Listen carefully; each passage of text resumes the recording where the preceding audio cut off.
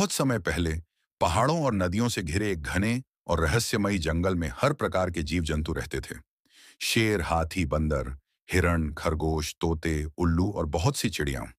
ये जंगल दूर दूर तक फैला हुआ था। सुबह होते ही पक्षियों का कलरव सुनाई देता। हिरण खुले मैदान में दौड़ते, हाथी तालाब में स्नान करते और बंदर पेड़ से पेड़ कूदते रहते। लेकिन इस सुंदर जंगल में एक समस्या थी।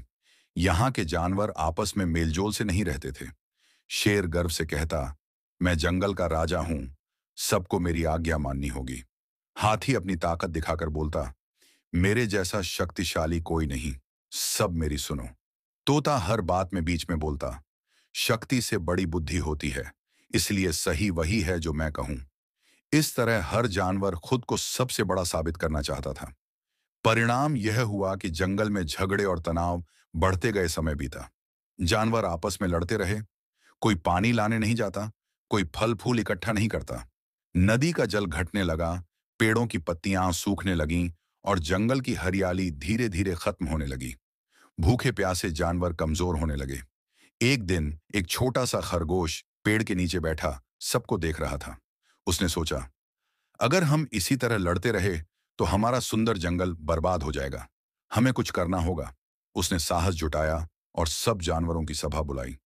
भाइयों और बहनों, खरगोश बोला, जंगल तभी बचेगा जब हम सब मिलकर रहेंगे। अकेले कोई भी नहीं बच सकता।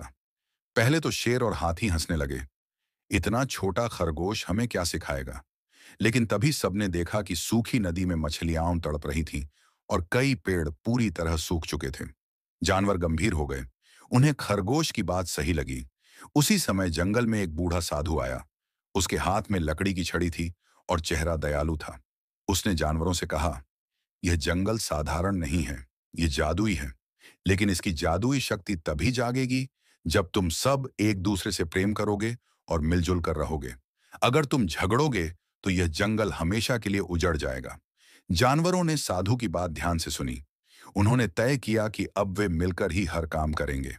अगले दिन सब जानवरों ने एक साथ मिलकर प्रार्थना की, हे प्रकृति, हमें शक्ति दो, हमें एकता दो।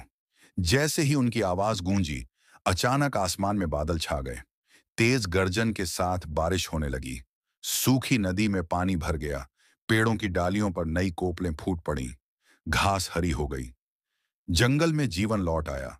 शेर सबसे आगे आया और बोला, आज मुझे समझ आया कि असली ताकत अकेलेपन में नहीं, बल्कि सबको साथ लेकर चलने में है। अब मैं राजा नहीं, बल्कि सबका साथी रहूंगा। हाथी ने अपनी सूंड उठाकर कहा, मैं भी अपनी ताकत सबकी मदद के लिए लगाऊंगा। तोता बोला, बुद्धि सबके भले के लिए इस्तेमाल करूंगा। सभी जानवरों ने ताली बजाई और खुशी मनाई। अब जंगल में एक सभा बनाई गई। हर सुबह सब मिलकर पानी लाते। हाथी भारी लकड़ियां उठाता, बंदर फल तोड़ते, तोते खतरे की सूचना देते। शेर शिकार करने के बजाय जंगल की रक्षा करता। खरगोश सबको याद दिलाता कि कोई भी छोटा बड़ा नहीं होता। धीरे धीरे जंगल फिर से हरा भरा हो गया। नदियां बहने लगीं, पेड़ों पर फूल फल लहराने लगे और पक्षियों का गीत गूंजने लगा। जंगल के सभी जीव जंतु अब मिलजुल कर खुशी से रहने लगे और हर किसी ने यह सीख याद रखी, एकता में ही असली शक्ति होती है।